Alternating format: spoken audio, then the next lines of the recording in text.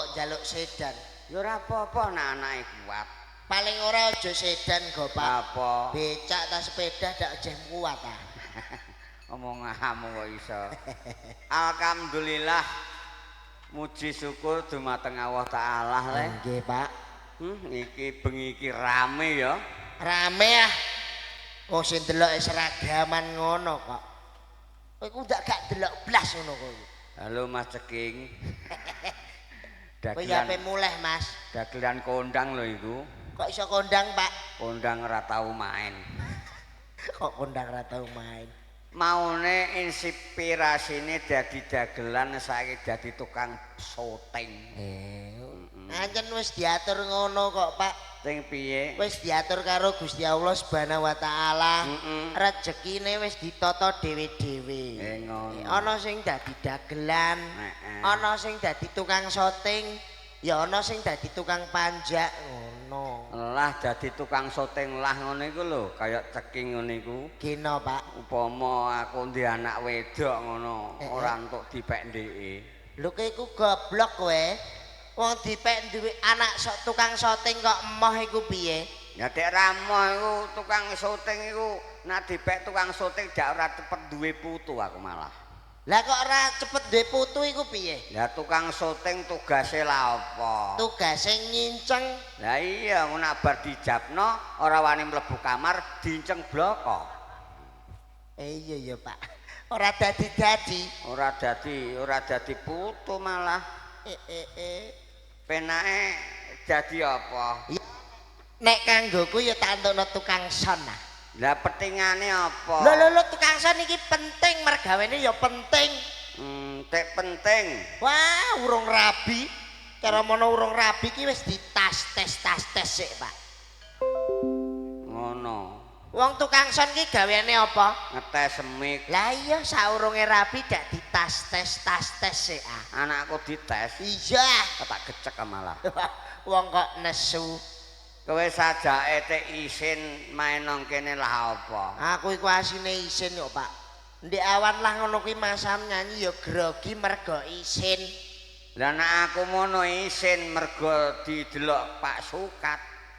Kowe isin mergo didelok Pak Sukat. Pak Sukat tertek bos tebu lho. Lah nek kowe isin perkara apa? Aku tanggap ning kene ngene iki lho, Pak. Lah ditanggap pate isin. Lah ki roh ngantene apa ora? Lah ngantene dak Saidah. Saidah. Heeh. Wong Saidah iku ndek ape entuk aku kok, Pak. Saidah ape entuk kowe? Ape entuk aku ah. Walah, lah pakane Rasimen piye? Pak Rasimen ya setuju ah. Lah Bu Lastri. Bu Lastri ya melok setuju marang garwane Bapak Rasimen iku mau. Lah pakane D. Oh, tangga-tanggane pakane D ya melu bahagia mergo ya iku setuju. Lah tek ora sida. Saidah moh. Saidah moh ngono iku jenenge ora ape entuk kowe goblok. Ora entuk aku. Sitian 1001. 1001 kok terus lah. Kita sumilir. Ora duit paling ora duit mah. Tanggane sapa? Bose sapa jenenge? Pak Rasimen. Pak Rasimen. Pak Rasimen niku kok iso matur nuwun Pak Rasimen. Nggih. Wis nanggap ketoprak ijeh nyawer. Nek cara aku ora butuh. Ane ra butuh iku. Lah ketoprak tak tanggap rek nyawer barang. Yo paling ora kan nak mertandakno Pak Rasimen ki mampu, Pak. Kerjane sukses. Mergawe mempeng terus sukses. Ngono. Ora kaya kowe. Lah nek aku mergawe rina wengi mempeng mbok tekati ora turu kok ora sukses-sukses.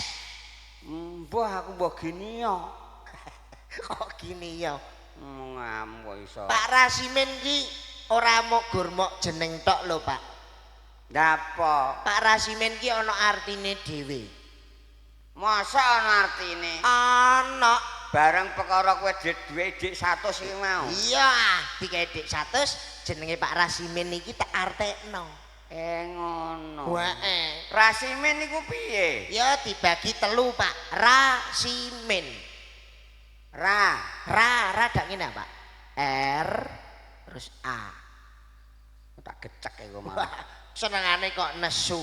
Wong ara wis ngerti aku nek ngono. Wis ora. Artine piye? Artine raket rumaket marang tangga teparo. Wi raket rumaket karo kanca kancane.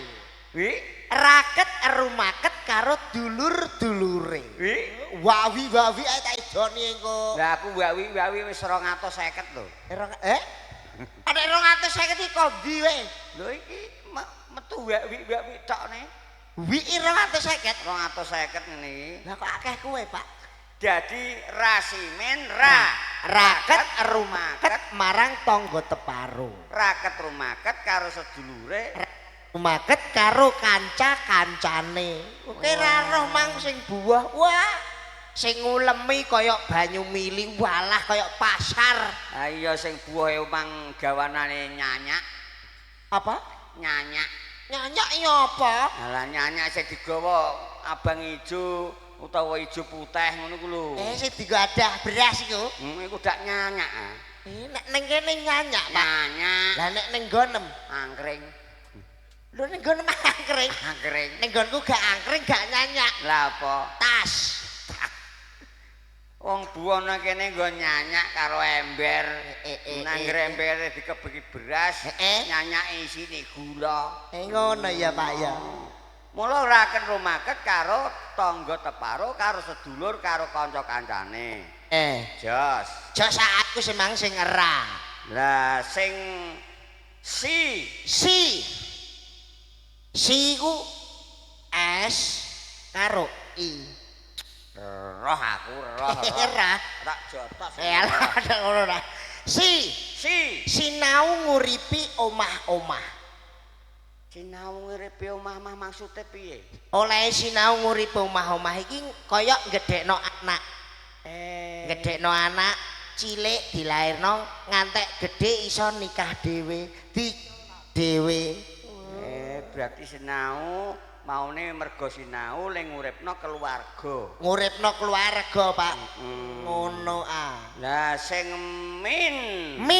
minangka dadi cagake omah-omah. Minangka dadi kepala rumah tangga.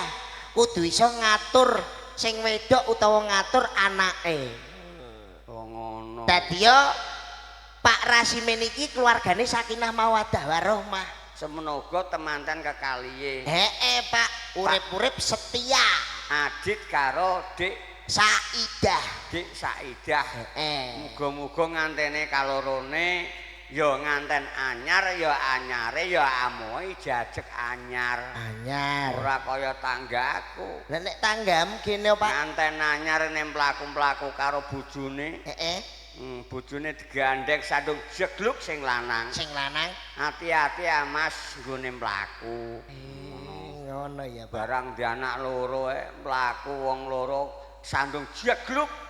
Le nyauri le muni ra muni ngono kok. Lah nek nyauri piye, Pak? Matamu ra melek ya apa? Iku nek wis duwe anak loro ya, Pak. Sing anak loro. Iya sing anak loro. Maksude ngantene amoh nak tanggaku karo anyare beda. Ngono maksude. Iki ning kene iki mbok sangoni apa, mbok dongakno piye? Ya dongane kagem Bapak Rasimin sak keluarga. Mugi-mugi ya diparingi sehat wal afiat, murah sandang pangan, panjang umur. Amin. Tandurane yen duwe sawah ijo royo-royo panenane lumintu. Dongane nak perkara rezeki wis diginanjar rezeki dhewe-dhewe. Dongane sing paling jos, sing paling afdol iku dongane mek sehat lan panjang umur. Soale umur nak menginjak 45 menduwur iku penyakit nelecek.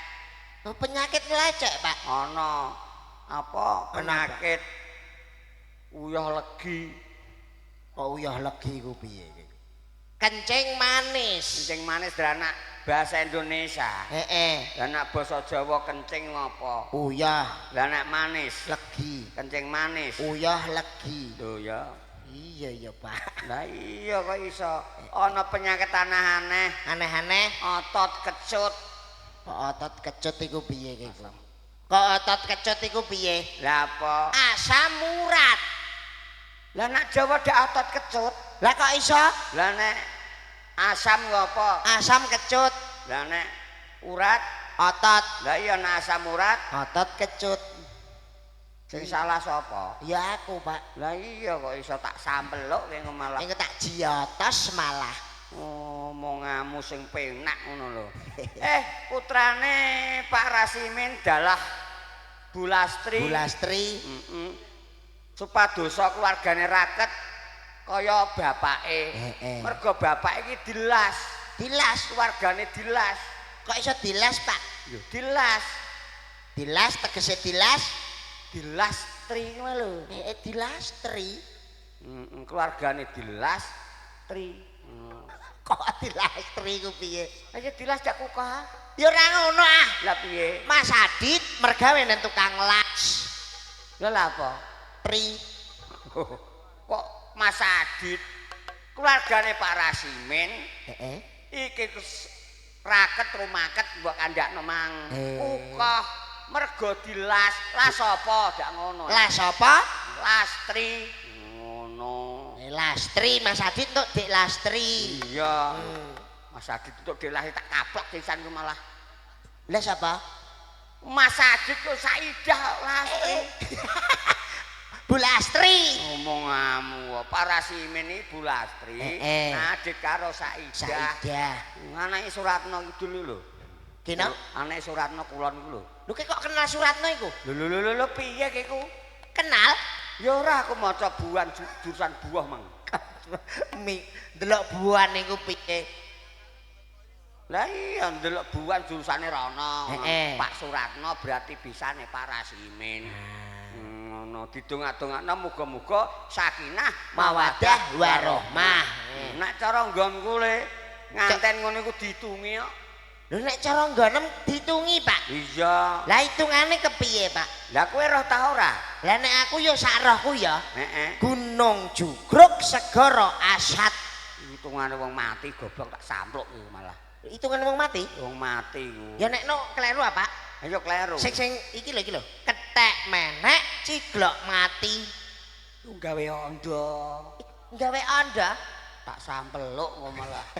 Kok mbok sampeluk terus. Lah nek aku gak roh kok mongko kowe ke apa roh, Pak? Lho ya roh wani kandha durah. Hitungane wong omah-omah.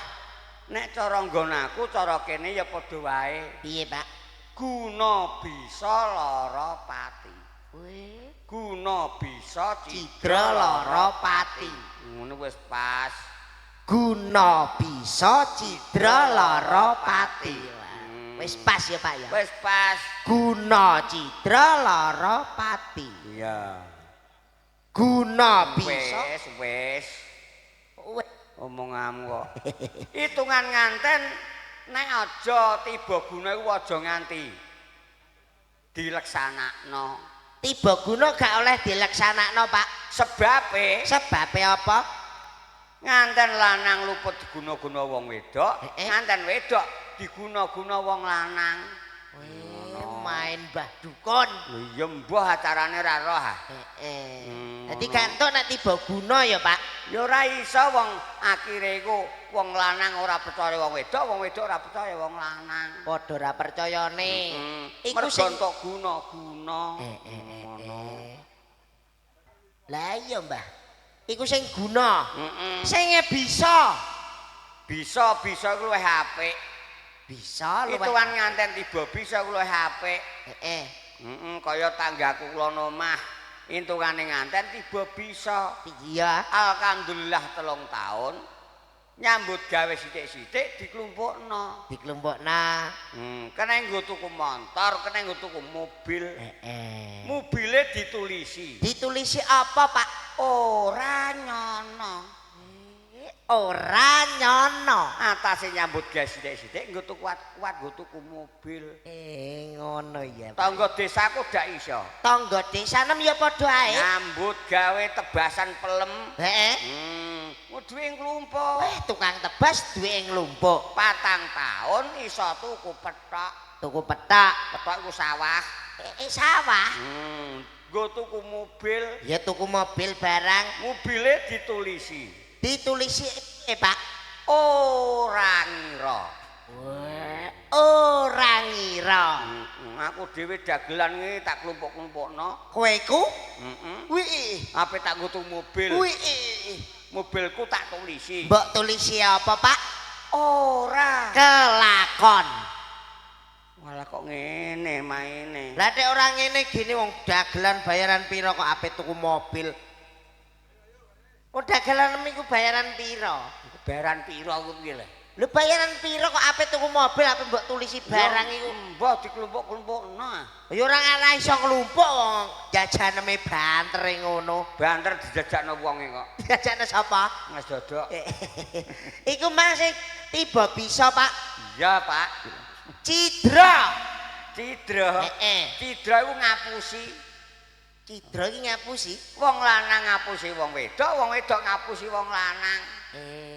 Wong lanang nyambut gawe sedina kaya 100 muni 50. Cidra dhek. Bodoni ya, Pak ya. Bodoni wong wedok.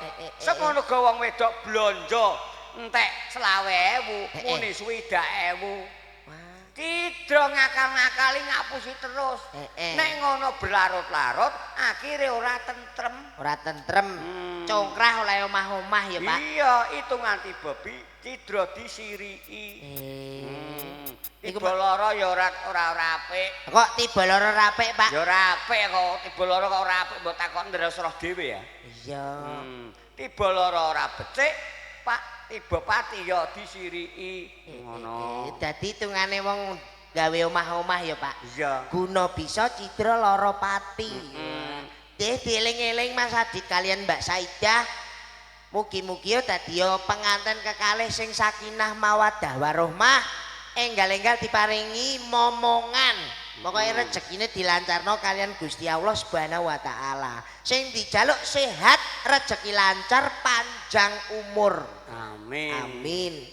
Wong urip wong omah-omah ya kudu disirikan. Ya Pak ya. Lho contone wis dadi duwe bojo ngene iki kudu sirikan. Sirikane kepiye, Pak? Aja nganti nyampirno gombalno lawang. Ora oleh nyampirno gombal ning lawang. Lah mergo apa, Pak? Gampang kenek dakwa. Gampang kenek dakwa. Ana apa-apa didakwa, ana duit ilang didakwa, ana apa-apa ilang didakwa. Berarti gampang kena dakwa. Gampang kenek dakwa nggih. Cara biyen aja mangan linggih lumpang. Aja mangan linggih lumpang. Ora entuk. Lah kene ya, Pak. Mundak patine kedisian anake. Ngono ya, Pak ya. Iya, Pak. Swaduk ngono. Lah kok salah terus? Lah iku nek sing mangan ora oleh linggih lumpang. Ana meneh? Ana. Apa? Ora entuk langkai alu ngadeg. Lah geno, Pak. Udah jengkelan. Ya ora penganten tok ora aku tok, Pak. Sapa? Sak mara tuwem ya sak mbokem glempang. Kok malah nesu lah. Lah nek ra nesu gene wong alu ngadeg kok kon nglangkai. Ya iya ya. Oh ya iya ijoni malah Dongane wis mbok dongakno. Sirikane wis didono. Hitungane nganten wis didono. Wis komplit saiki kari nyaosi 1001 karo kitir sumilir. Nyanyi. Gak deklamasi. Berarti ada nyanyine dak. Selamat malam. Kali ini saya akan membawakan sebuah lagu. Kowe ngono ku dak yo nangis-nangis tak piye ya? Ora buta. Oh deklamasi kok ora ono greg-grege blas ngono kuwi. Deklamasi wong utarani nyanyi. Iya nderang ngono deklamasi. Nek aku ya ora kowe tok, Pak. Ora Gur Pak Klenteng, ora Mas Plondo, ana Mas Dodok. Lu teko? Gak. Kok teko piye wong ketoprak sira sewengi ora teko. Ya menawa mulai ngono. Mulai dalane walah. Omonganem kok Judal judul barang. Nek mulai no, Bos. Ora. Ngene iki tak nggo apa le? Lho, arek mbok apa? Kayak ngene iki.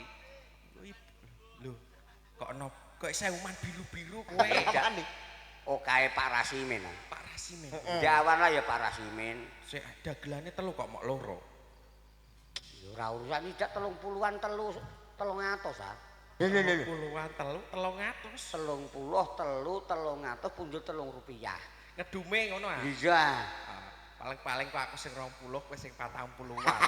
Kalah. Lah sing duit di awan ndi? Ya aku ora roh. Lho ndek awan kok kowe. Wah, kowe ape korupsi kowe. Ayo. Ya tunggale duit di awan iki ya, Re.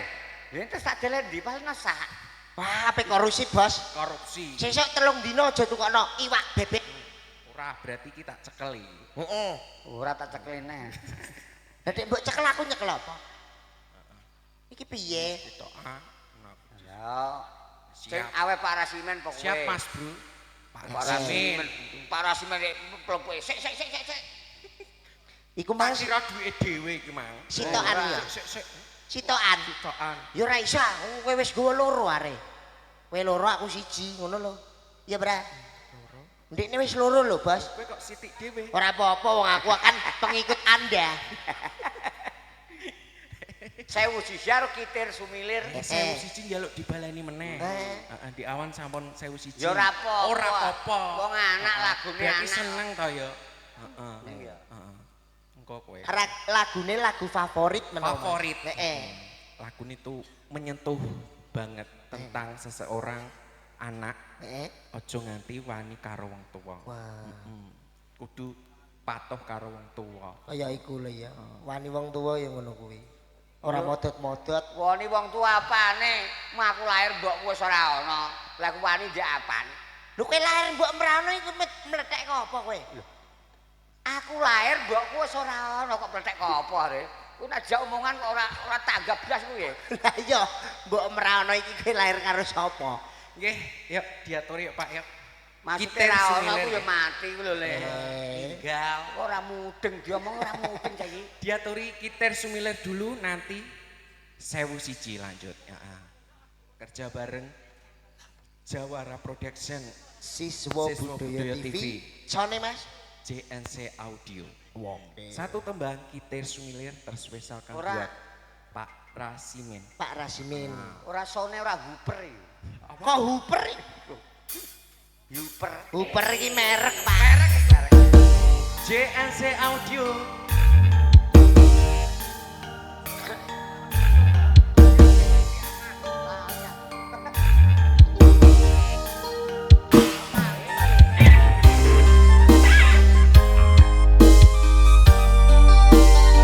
Spesial lagu Kitir Sumilir buat panjenengan semua, khususnya Bapak Rasimin sak keluarga. Anganku ngamporo anembus neko, ngitung lintang sesule padang rembulan, tak goleki ana ngendi si panjerino, tadi pipi hidung tetep keing jantung, lalu kita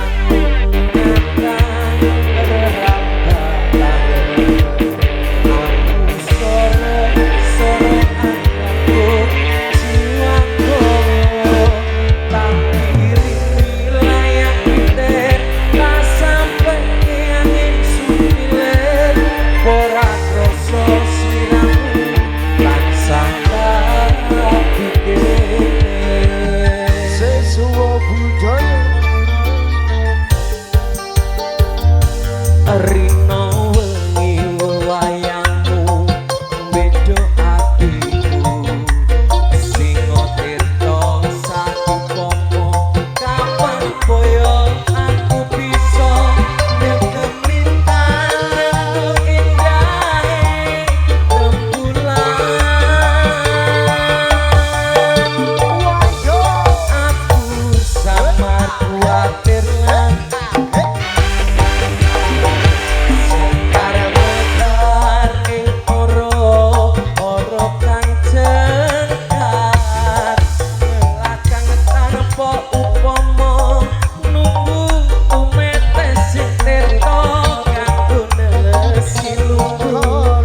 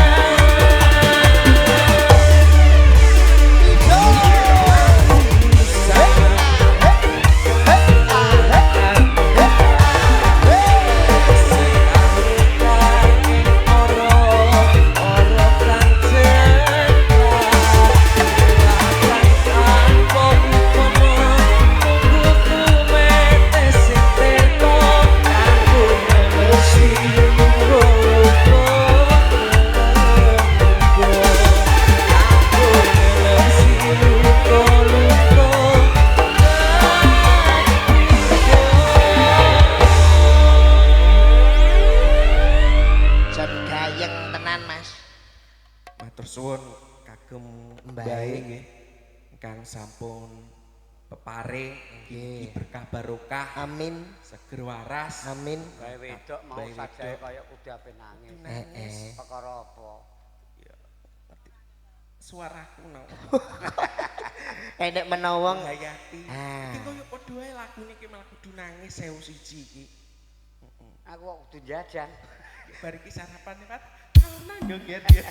Aku piye? Aku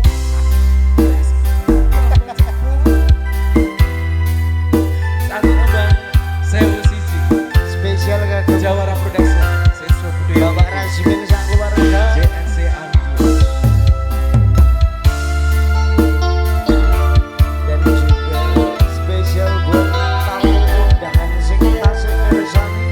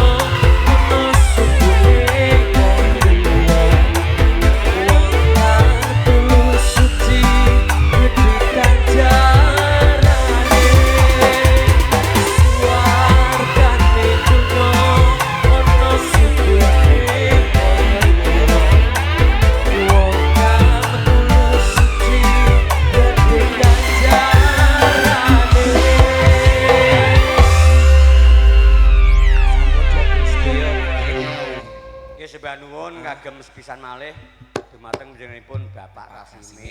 Nggih, Pak. Bu Lastri ngasampun paring mugi-mugi rena ing kalih. Amin. Liwat lagu punika. Nggih. Pripun le?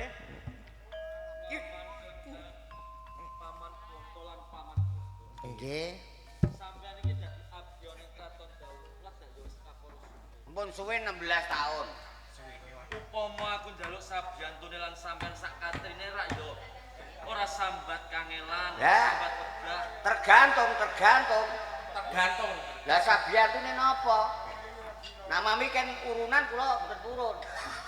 Kok gak ada duwe. Mikir ke urunan tok iki. Perkara duit ta ora, Paman? Mboten. Lah nek ora Sampeyan iki bakal tak jaluki tulung. udut. Sampeyan iku mbok yo aja gojek terus. Lah gojek ora apa-apa latihan gojek. Iki rak Kraton Daulat lagi akeh durjana. Malah sing dicidra ora bondo donya malah kadangku Dewi Anggarawati. Wah ya balaku. Balakan maksudnya nyidra wong iku lho. Tidak kulino. Sampe kancane durjana. Lah niku kulinan nyalong wong. Catas lho.